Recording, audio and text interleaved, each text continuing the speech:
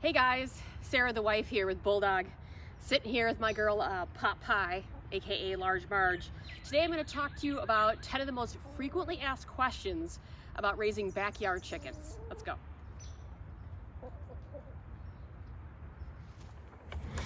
Okay, number one, what do you feed them?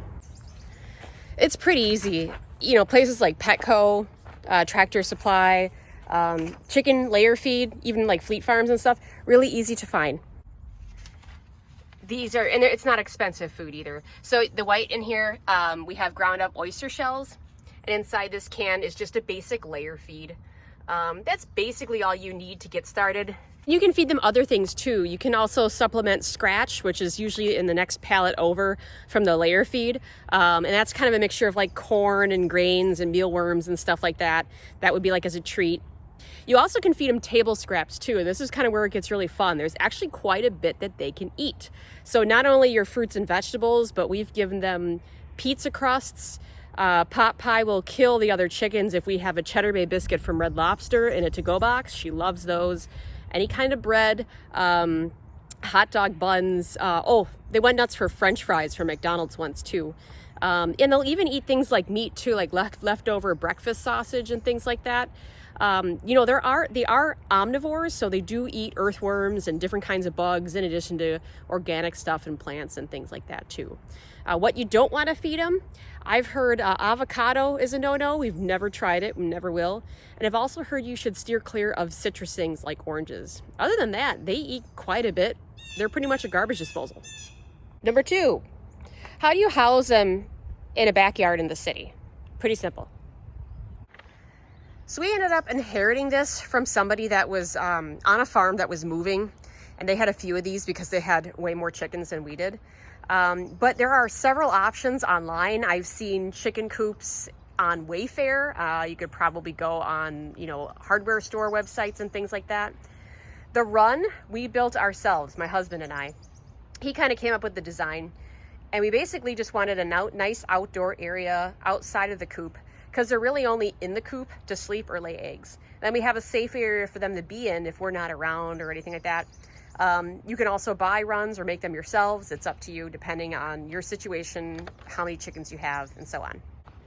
How we built this, we built a polycarbonate roof to keep the rain off. That's kind of important. Chickens don't dry very well. We put some plastic wrap on in the winter to try to cut down the wind shear, but the plan is to take that down later today, because when it gets hot, and it's mid-May and it's already been really hot, that's gonna get really sticky inside there. Number three, how many eggs do you get? Well, that's gonna depend on the number of chickens that you have. We have 3 hens currently.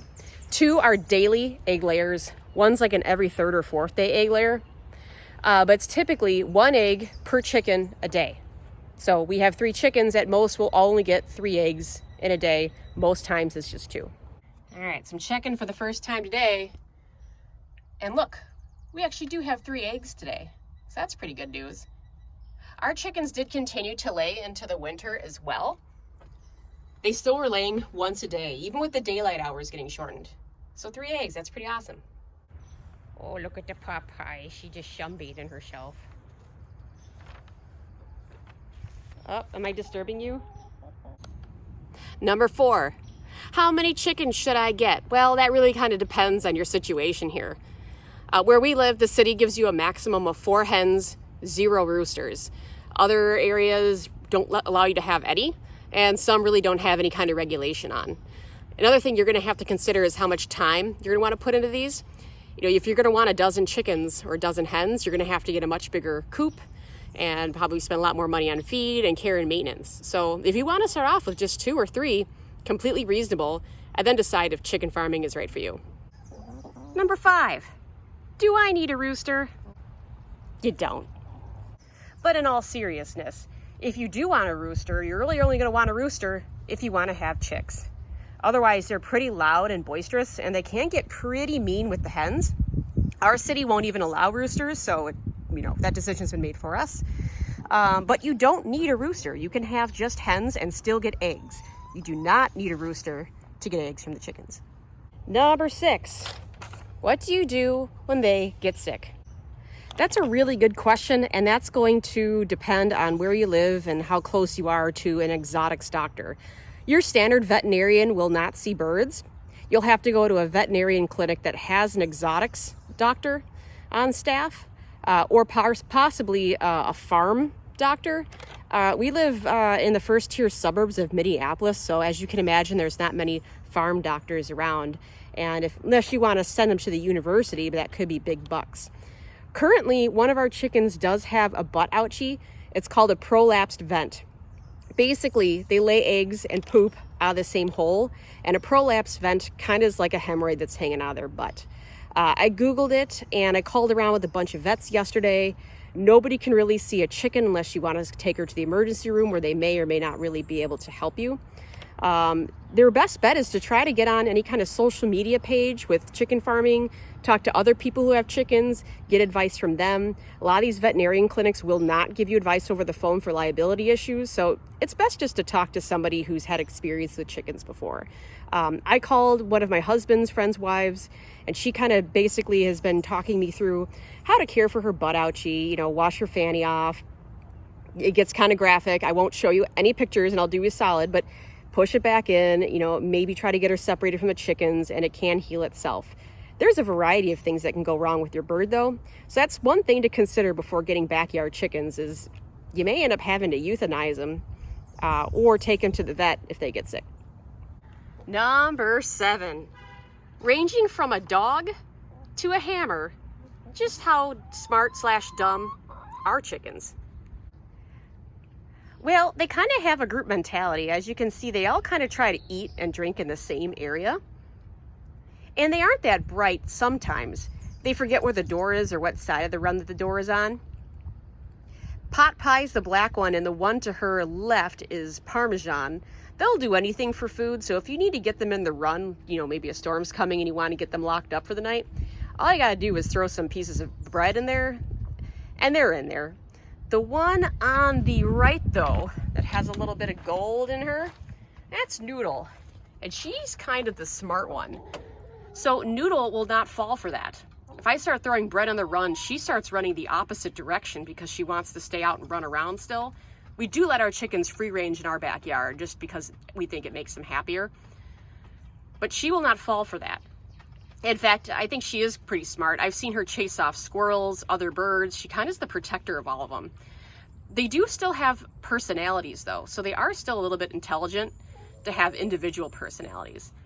Pot Pie here likes to go to bed early every night and is a sucker for carbs. Is you do great. Noodle's very practical, very proper. She rarely sneaks out of the yard, even if the other ones do. Does not like to be picked up. Really hates it. Also, the noisy one. This one, Parmesan, who's got the butt ouchie, she's just a straight up dog. She's the... Come on, it can't be about you all the time, nudes. Pot Pie or Parmesan doesn't care if you pick her up. She just doesn't care. She follows you around. She's usually the first to greet you. She is acting fine, even with her little hemorrhoid that she's got. I mean, she's eating and drinking. We're supplementing calcium to hopefully make that butt ouchie go away. Calcium deficiency is a common thing in chickens that can be cured, I guess you could say, with giving them calcium supplements like oyster shells. Hey, sweet girl, how you doing? Number 8, how do you get them in at night? This is actually not going to be a problem for you. This is going to be pretty easy. Naturally, chickens at nighttime will file into the coop on their own. Usually it's around sunset. So in the winter, it can be a 4:45 sunset, in the early part of January, and they're going to be going in at 4:45. Now that it's the summer months, sunset's at 8:34 today, it's going to be right around there, and they'll naturally put themselves to bed. We just have to make sure that their run is open, and one of us has to remember to lock it up at night. We hope to get one of those automatic doors soon so that the chickens can be let out and let back in, and we don't have to remember to lock them up. Number 9, how do you keep them from getting killed? Aren't there like 1,001 ways for chickens to die? Yes, there are. So where we live, we have some railroad tracks. This is pretty much an animal expressway. Up here we see fox, possum, occasional coyotes. Usually most of these predators are the ones prowling around here up at night.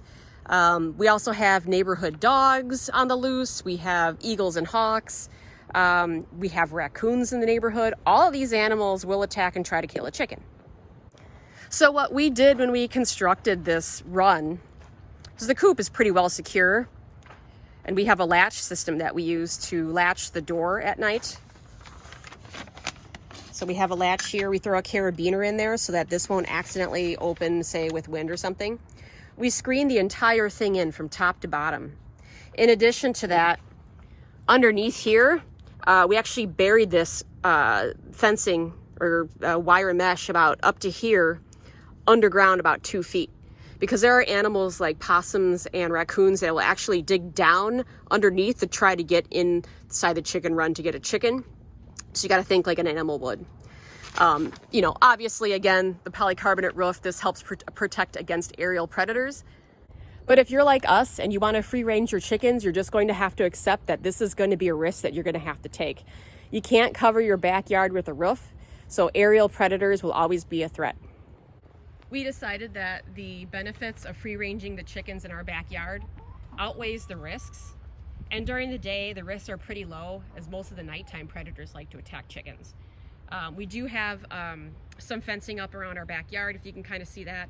That will help but not totally eliminate that. The only incident we've had so far was with a neighborhood dog that got loose, surprisingly. And that's probably going to be your biggest threat if you are doing this in a suburb. You know, dogs will get loose. It's just what they do. And if they smell your chickens, they're probably going to make a beeline for your backyard. Fortunately, the only one that ever confronted the dog was our ninja chicken Noodle, who flapped the wings, scared the dog off, and warned the others so that they ran underneath the dirt bath area of their coop to avoid the dog. So underneath here, underneath this, the coop is where they have their dirt bath area. That's where they were hiding when the dog went in. And you're just going to have to accept the fact that no matter how good you think your dog is or your neighbor's dog is, they are still animals and they do want to chase and try to kill chickens. Maybe at best they'll try to play with them, but your chickens won't know any different, so they're going to run and hide. They hid under here for about a good half an hour, and when they finally did come out, we saw that there was no injuries, so it was a close call. And finally, number 10. Aren't you worried about the avian flu? Yes, it's 2022, and avian flu has been in Minnesota here during the spring. No is the answer to that question. Once more, we are in the city. We really don't have migratory birds hanging out in our backyard. Things like geese and ducks and stuff that fly from the south. They're returning to the northern states this time of year and roosting, and they're spreading it through their poop and stuff like that. No, we're not really too worried. We're in a pretty low risk area. In fact, here in Hennepin County, they haven't even told us to take bird feeders down. So again, the risks of letting them free range are small in comparison to the benefits. Although it is going to be tough if your chicken does need to see a doctor right now. Many of them aren't seeing birds due to the avian flu. The DNR actually says this flu should resolve itself by late May. Since all the birds would have made it up here, it won't be a disease that spreads any longer, and it will resolve itself here soon. So we made it. We're fine. Here with my girl Parmy. Parmesan, say hi. If you guys like what you see, or if you have any other questions, or if you want to know more about prolapse vents and chicken care, comment, like, share, subscribe. As always, take care, guys.